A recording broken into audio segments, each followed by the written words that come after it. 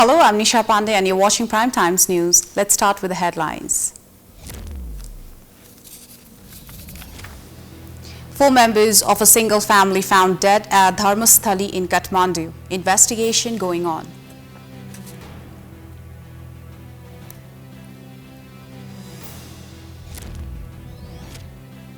The main opposition party CPN-UML demonstrates on issues of public concern in Kathmandu. The demonstration held in protest against what the party calls a rise in price hike, corruption and such activities in the nation. Lalitpur District Court issues an arrest warrant against leaders of the Nepal Communist Party including General Secretary Netra Bikram Chand, ordered to appear in the court within 35 days. Myanmar's military leadership announces it will extend the state of emergency in the country by 6 months.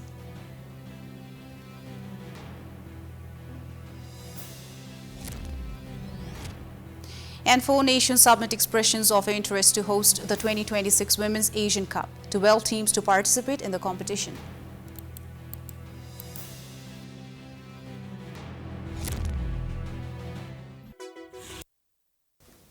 Now news in detail. 4 members of a single family have been found dead at Dharmasthali Bhimsel toll of Tarkeshwar Municipality 2 in Kathmandu.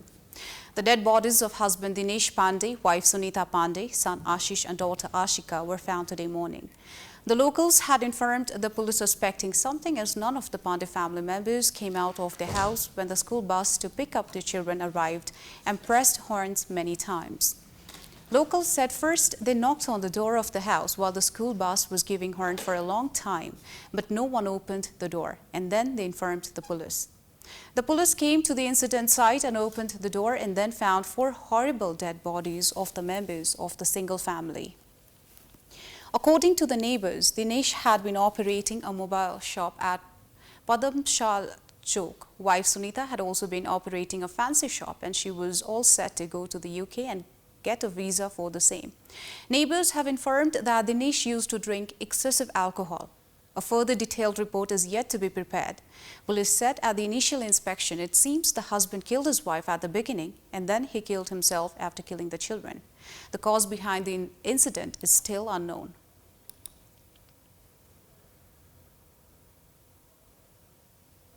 The main opposition party CPN-UML launched its extensive public demonstration program on issues of public concern in Kathmandu today. In this connection, the UML organized protest rallies from various places of the capital. The public demonstration program was held in protest against rising prices of essential items and corruption, among other issues of public importance in the country. The party's units from 3 districts in Kathmandu Valley, the Valley Special Province and the 4 district units under it, Liaison Committee, the class organizations, lawmakers and the central departments participated in the public demonstrations.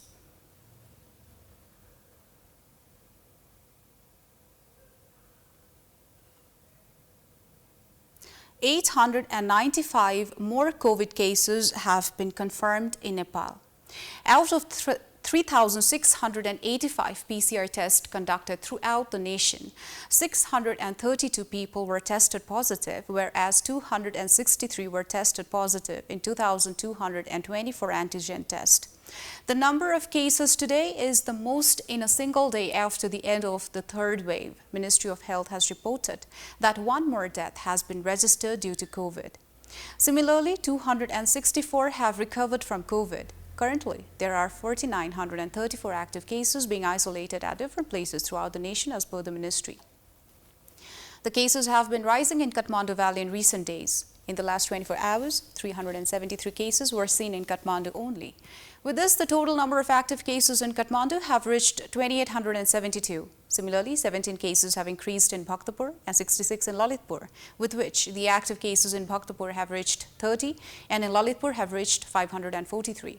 By the end of Monday, Kathmandu and Lalitpur have become the 2 districts with active cases more than 500, whereas more than 200 cases have been found in Kaski. Similarly, Manang Jachakot, Kalikot, Mugu, Humla, Darshula and Bajura are the districts with 0 active cases. 103 patients of Kathmandu Valley are being treated at various health institutions. Out of them, 35 are being isolated at general wards, 31 at HDU, 32 at ICU, and 5 are being treated in ventilators. With this, it's time for a short break. We'll be right back.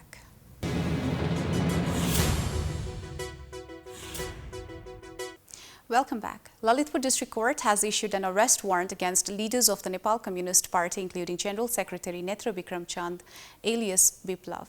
The court issued the arrest warrant against Biplav, Khadga Bahadur Bishwakarma, Dharmendra Bastula, Uday Bahadur Chalauni, and Santosh Buddha Makhar, among others. The notice reads that according to the order of 22nd of July, a 35-day arrest warrant has been published in accordance with Section 58 of 13 of the Civil Criminal Procedure Code 2074, and they have to appear in the court within 35 days from the date of publication of the notice. If not, action will be taken as to Section 65 of the Civil Code of Criminal Procedure 2074, it has been stated.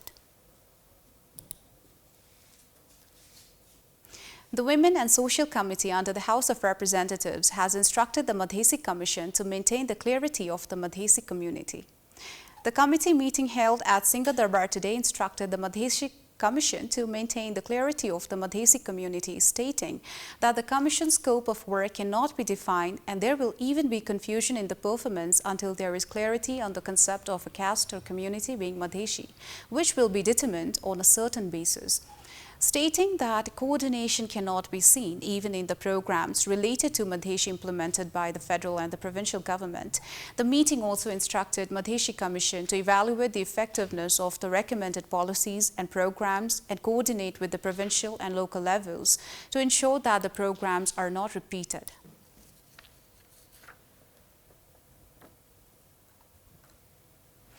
The government is working on announcing the dates for House of Representatives and provincial elections. The Election Commission has also suggested the government to hold the elections in one phase on 20th of November. But there is a dispute whether 5 years of tenure should be considered from the date of the election of the House of Representatives or from the date of the elected personnel taking oath. Law experts have emphasized that a 5-year term should be considered from the date of election. Elections for the House of Representatives and the Provincial Assembly were held in 2 phases on 26th of November and 7th of December in 2017. But the elected members took oath on 5th of March 2018. The Constitution says that the term of office of the House of Representatives should be 5 years. The Election Commission has already suggested to the government that elections can be held in one phase on the 20th of November based on the date of the first election. Meeting Prime Minister Deuba on 5th of July, Chief Election Commissioner Dinesh Thapalia has informed that the election can be held on 20th of November and the Commission needs 120 days for preparation. Based on this, it is said that the government is preparing to announce the date of the parliamentary elections in the coming month of November. But there is a dispute whether 5 years of tenure should be considered from the date of the election of the House of Representatives or from the date of the elected personnel taking oath. Minister for Labour, Employment and Social Security Minister Sher Bahadur Kuwar has said that only skilled manpower should be sent for foreign employment. Stating that Nepalese are suffering during foreign employment due to lack of skills in the meeting of the Industry and Commerce and Labour and Consumer Welfare Committee held at Singha Darbar today, he said only skilled manpower should be sent for foreign employment. He also claimed that the government has no information about the demand for police recruitment in Qatar. He said that after making the labour market open, this sector should also be made effective. Stating that many Indians come to Nepal for employment, Minister Kuwar mentioned that Nepali workers had to go and work abroad for employment. In the meeting, Director General of Foreign Employment Department, Sesh Narayan Paudel, said that the number of people going to foreign employment decreased during the COVID pandemic, but now it is back to the previous situation. It's time for another short break. Please stay tuned for more news.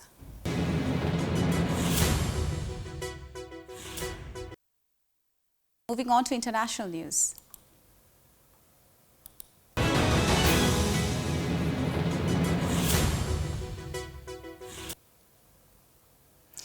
Myanmar's military leadership has announced it will extend the state of emergency in the country by 6 months. The ruling State Administration Council first declared a state of emergency after Senior General Min seized power in a coup in February 2021, removing the democratically elected government of Aung San Suu Kyi. Min will extend the state of emergency after the military's National Defense and Security Council unanimously supported the proposal, state media reported today. The announcement comes after the ruling State Administration Council last month announced the execution of 4 anti-coup activists, including a close ally of Nobel Peace Prize laureate Aung San Suu Kyi, drawing criticism from rights groups and countries including the United States, Japan, and the Association of Southeast Asian Nations. A spokesperson for activist group Justice for Myanmar said the extension lacks a legal basis. Myanmar has been embroiled in chaos since the coup, with conflict erupting across the country in the wake of a violent crackdown by authorities on mostly peaceful protests in cities. The Asian Network for Free Elections, an independent election monitor in Bangkok, said in a report last year it had found no evidence of mass fraud, and the November 2020 poll was by and large representative of the will of the people. Min's government has promised to hold new elections in August next year, though critics are doubtful any upcoming vote will be free and fair. A border fight between the forces of Iran and Afghanistan's Taliban has left 1 dead, according to a local Afghan official. The Islamic Emirates border commander in the province of Nimroz was quoted as saying that 1 Taliban soldier has died and another has been wounded on Sunday. He claimed Iranian forces began the fighting that he said took place in the Kong district in Nimroz. Iran's state-run agency did not comment on the reported casualty, but said the fight was started by Taliban forces.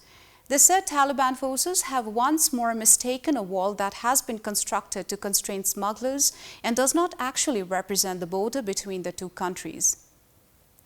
Iranian border officials have tried to make them understand this for the past few months.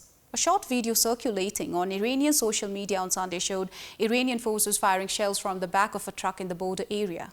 Several similar incidents have taken place since the Taliban's armed takeover of Afghanistan in August 2021. The first such publicized incident, which did not result in any casualties, came in December and was called a misunderstanding by both countries' authorities. Iran has yet to officially recognize the Taliban as the government of Afghanistan, maintaining that its recognition would hinge on forming an inclusive administration.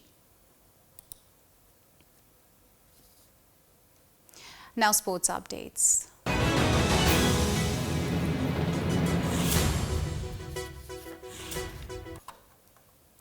The Asian Football Confederation (AFC) confirmed today that Saudi Arabia, Australia, Jordan and Uzbekistan have submitted expressions of interest to host the 2026 Women's Asian Cup. The deadline for interested member associations lapsed on Sunday, with 4 countries having come forward to host the AFC's flagship competition in 2026. Saudi Arabia has never hosted an international women's tournament, and the Saudi women's national team only played the first ever match this year. Australia last hosted the Women's Asian Cup in 2006 and have won it just once in 2010. They will co-host the 2023 Women's World Cup with New Zealand, and the Australians have also put their hat into the ring for the 2023 Asian Cup. Jordan were the first West Asian country to host the competition in 2018. Uzbekistan have never hosted the tournament. No Central Asian nation ever has, but they did stage the FC Women's Club Championship West this year. The AFC said that it will now work with all bidding member associations on the delivery of the necessary bidding documentation in accordance with the bidding process, with a decision to be finalized and communicated in 2023. Earlier this year, China won a record 9th Asian crown, defeating South Korea in the final of the championship that was hosted by India in an expanded 12-team format. The competition recorded record engagement across the AFC's digital channels, which recorded a huge 5.324% bump in traffic compared to the Women's Asian Cup 2018. More than 270 million impressions, 17 million engagements, and 74 million video views were registered. With this, we have come to the end of the news. Before wrapping up, here are the headlines once again.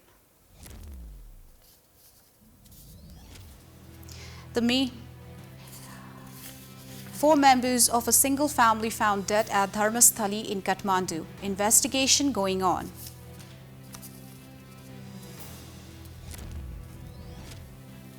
The main opposition party CPNUML demonstrates on issues of public concern in Kathmandu. The demonstration held in protest against what the party calls a rise in price hike, corruption and such activities in the nation.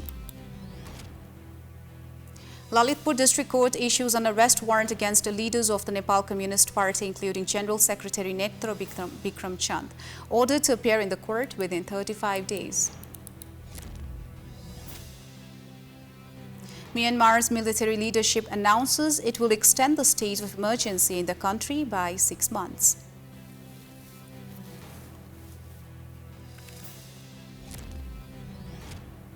And 4 nations submit expressions of interest to host the 2026 Women's Asian Cup. 12 teams to participate in the competition.